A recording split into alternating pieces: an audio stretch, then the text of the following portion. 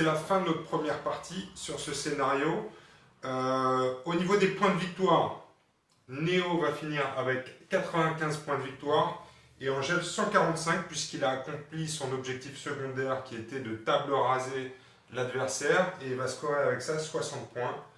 Néo par contre n'a pas atteint son objectif puisqu'il n'a pas ouvert plus de caisses que son adversaire. Donc on va rester sur les 50 points chacun sur le scénario principal auquel on va ajouter les ouvertures de caisses et les utilisations d'objets pour 5 points de victoire à chaque fois, plus 60 pour Angèle pour l'atteinte de son objectif secondaire. Donc Angèle gagne la partie avec 145 points de victoire contre Néo 95 points de victoire. Sur Burnout, on a aussi une chose à prendre en compte, c'est les caps, puisqu'on va générer de la ressource. Et les caps, en fait, vous avez vu, on en retire dans les caisses, mais on gagne également autant de caps en fin de partie que de points de victoire. Donc Angèle, à la fin de cette partie, va finir avec 185 caps et Néo avec 115 caps. Ces caps, on va les utiliser entre deux parties pour pouvoir soigner nos personnages, puisqu'on va payer 5 points de caps pour blesser, pour soigner à chaque fois un dégât dans un membre. Donc c'est maintenant ce qu'on va faire pendant cette entre-deux parties. On va aussi pouvoir acheter de l'équipement et on va pouvoir recruter aussi de nouveaux personnages, mais je pense que dans un premier temps, on va essayer déjà de soigner ceux qui ont été blessés. Ok, c'est parti les gars? C'est parti. Angèle avec ses points va soigner tous ses personnages. Il te faut combien Angèle? 90 points, c'est ça? 95. 95 points pour soigner toutes les blessures des membres de sa bande. Donc il va te rester 90 points à gérer pour recruter ou acheter des objets avant la prochaine mission.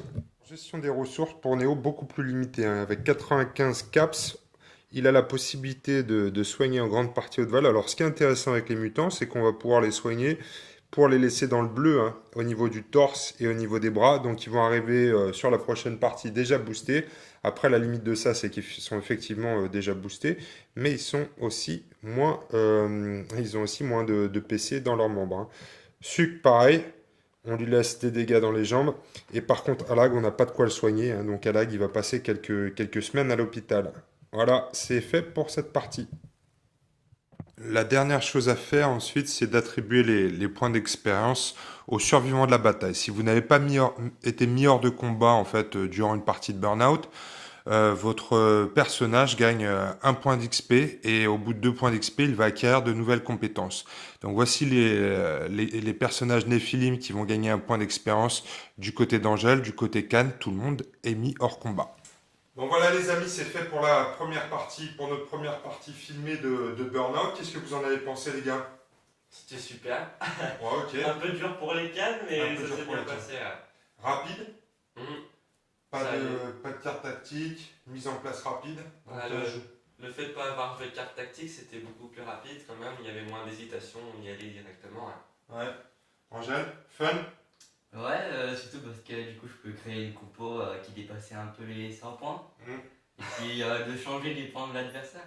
Ouais, ça c'est vrai que c'est cool de pouvoir justement aller au-delà des limitations en points pour la création de sa faction. Pouvoir se faire des factions en 150 points, c'est plutôt kiffant parce qu'on peut faire des combos auxquels on n'a pas accès en temps normal sur les Dance the Game. Et puis effectivement adapter sa faction en fonction de son adversaire et en fonction du scénario permet aussi de pas mal optimiser, donc un mode de jeu bien fun et on attend avec impatience les prochaines parties. On se retrouve bientôt les amis, à bientôt pour la prochaine vidéo sur les dingues de jeu et n'oubliez pas le 6 avril on pledge sur le Kickstarter de Burnout parce que ça va être du fun en bloc. Salut. Salut.